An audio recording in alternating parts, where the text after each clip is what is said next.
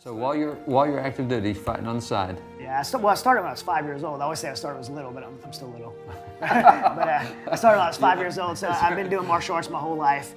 But at that time, I was already fighting professionally in MMA on the side. I was already doing jiu-jitsu. And so when I sat before my wife and my counselor and they're trying to figure out something to do to get me out of this funk, they recommended I get on those mats and wrestle and do jiu-jitsu and train. And I tell you, when I didn't want to at first, but when I did, I felt like I found the cure. But you know, you could have a cure for being, like a medicine for being sick, and you could abuse it. And like some people would climb in a bottle of alcohol or take pills, like that's what I did with jiu-jitsu and MMA. I just dove into it and I hid there. I never got better. I didn't fix anything. I was still having panic attacks at night. I was still angry at home. My family was still falling apart. But on the outside, it looked like everything was fine because... Well, you're winning world championships and everything else. I mean, you're all over TV and pay-per-view and everything else. So I mean, so you're winning stuff. Like I had together. Look good. Exactly. Being an athlete on television, you know, in the gym, it didn't take long for me to walk out of a marriage and with other women around, and I would have inappropriate relationships with other women, talking to women, and I ended up in an affair, and didn't really even care how it would affect my family. I was just really cold at that point. We sat our family down and told our family we were gonna get divorced, and that everything was gonna be better, which is a lie. I hear that excuse all the time. It wasn't gonna be better. Our kids were devastated. And my wife and I really had two different reactions. I went into this apartment and I took a big fight on Strikeforce on Showtime, and started preparing for this fight. Everyone's around me and lifting me up, and I was kind of focused on that. And my wife went into a church and she started praying for me.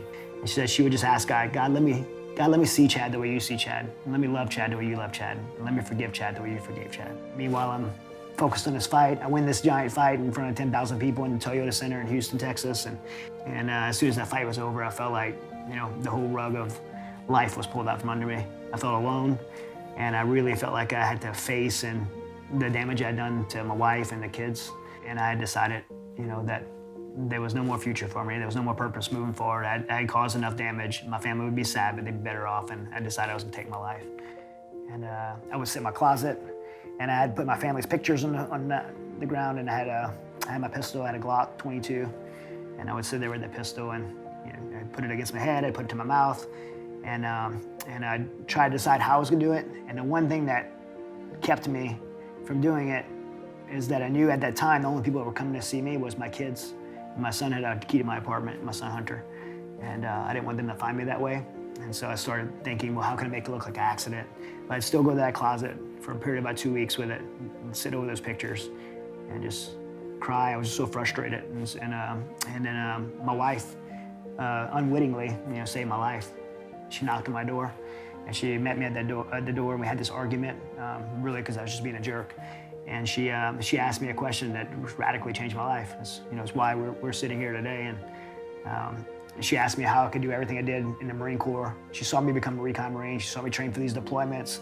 And then she saw the MMA, like when I prepare for MMA fights, like I cut like 30 pounds of weight. She's like, how could you do all of that? And when it comes to your family, you'll quit. And Wow. I mean, to me, there's no more soul-cutting word to be called a quitter. And she was right. You know, I'd been successful at professional things in my life.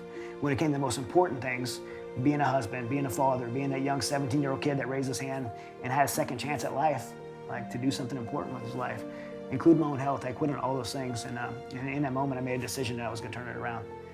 I didn't know how. And so I asked my wife if there was someone in this church she was going to that could help me with this decision. And she introduced me to a man named Steve Toth, who you know. And I had written a 5-paragraph operational order, military style, of how I was gonna fix my life. And I met this guy at Starbucks, and I slid it across from him, and said I was so proud of myself, like how I was gonna do everything right. And he didn't even read it. He put his hand on it and slid it back over to me, and he said, you're gonna fail. You end up right back where you are right now.